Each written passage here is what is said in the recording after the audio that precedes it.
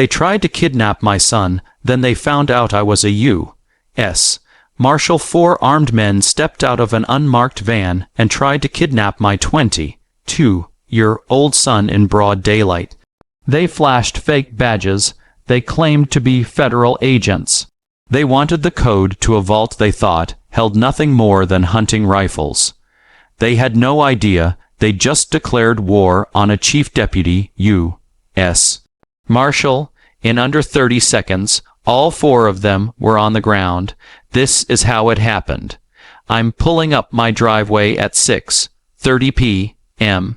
when my instincts, 20 years of hunting fugitives, start pinging. Fresh tire tracks, a hasty 3-point turn in the mud. Something's wrong. My son Caleb is on the porch, 6'2", a former linebacker who just graduated with honors, and he's rattled.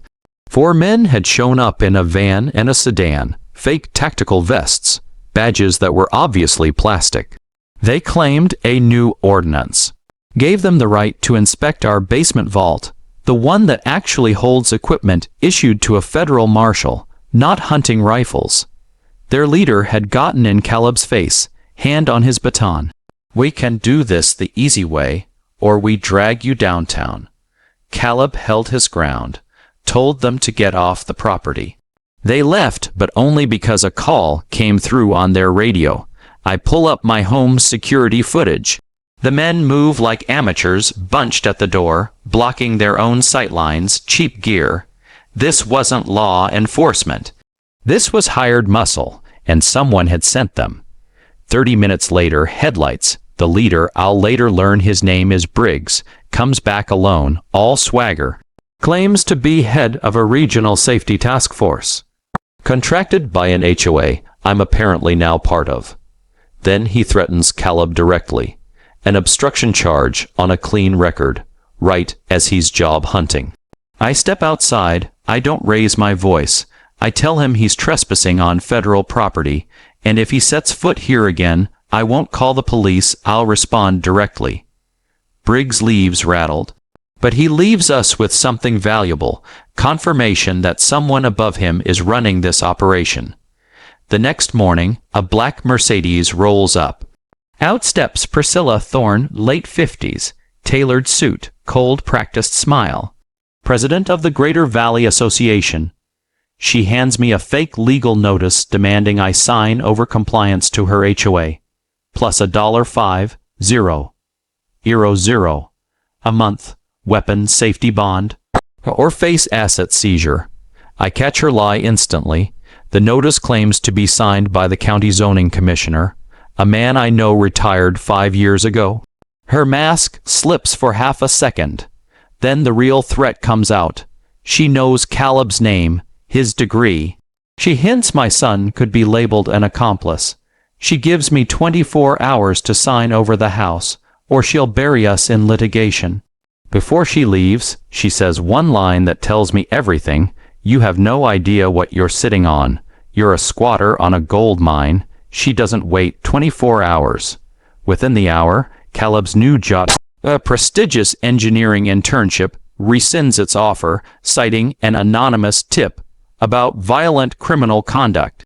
Priscilla had emailed them herself, posing as an official source. Then a tow truck shows up. No markings. Briggs and 2 more men seize Caleb's car in our own driveway, citing non-payment of association fees, for an association we never joined. I hold Caleb back from confronting them. We don't fight, we document. I memorize the tow truck's V in every face. This wasn't harassment anymore. This was a campaign to isolate and break us. That night, I opened the real vault, the one with my credentials and gear, and make a call to my district office. I need a tactical team on standby. We're going to catch the Queen. At 3 a.m. Sirens. Priscilla had called 911, claiming a hostage situation, an active shooter at my address. She wanted local police to storm the house and do her dirty work for her. I walk out slowly, hands raised, badge in my pocket, announcing myself as a federal officer before anyone can react. The responding sergeant checks my credentials, and immediately realizes his department nearly walked into a manufactured tragedy. The call, they confirm, came from a burner phone that pinged near the lake right where Priscilla's Mercedes was last seen. I ask the police to quietly withdraw and clear the scene as a false alarm. I need Priscilla to believe her plan worked, that I'm shaken, exposed, and alone. All day, we stage the bait, boxes by the door, a car packed like we're fleeing. At dusk, Caleb opens the garage, visible and vulnerable, while I disappear into the shadows. At 7:45 p.m., the van returns, no headlights, tearing across the lawn. This isn't a visit, it's an extraction. Briggs and 3 men storm the garage. Priscilla's Mercedes idles behind them, and through the window she shouts the words I've been waiting for. Grab the boy. We'll trade him for the deed. That's the sentence that turns this from harassment into a federal kidnapping conspiracy, caught in full on the body camera hidden under Caleb's shirt. They grab Caleb, twist his arm, reach for zip ties. I step out of the dark, drop him. 2 men rushed me expecting a brawl. They get a lesson instead, a palm strike, a leg sweep, a wrist lock, both unconscious inside of 10 seconds. Briggs swings his baton at my head. I duck under it, drive him to the ground, and cuff him with his own zip ties. 4 men down. 0 shots fired, 30 seconds, start to finish. Priscilla tries to run. I don't chase her, I hit a remote, and hidden steel bollards disguised as planters shoot up from the ground, boxing her Mercedes in at the end of the driveway. I walk down, badge pressed to her window, she goes white. You checked the public records, she stammers, you didn't find me. I tell her, because I didn't want to be found until you threatened my son. Floodlights snap on. 4 black SUVs mocked U.S. Marshals roll in. Her empire ends in handcuffs on her own hired asphalt. Within 48 hours, federal investigators unseal the truth. The Greater Valley Association was never a real HOA. It was a shell company built to intimidate rural landowners into selling cheap, so the land could be flipped to developers for $200 million commercial project. My 6 acres sat directly on the only viable access road. Dozens of other victims surface.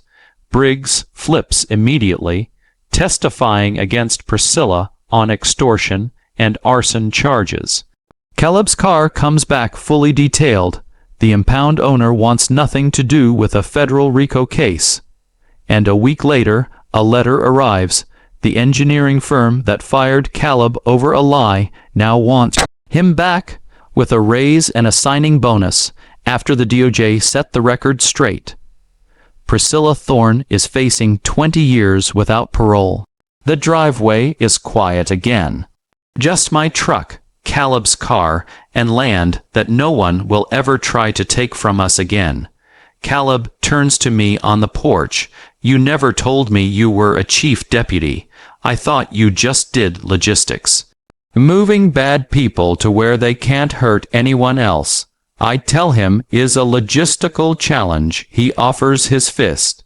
I bump it. Justice doesn't always announce itself. Sometimes it waits quietly in the woods until the moment someone decides to threaten the wrong family. If you enjoyed this story, follow for more. See you in the next one.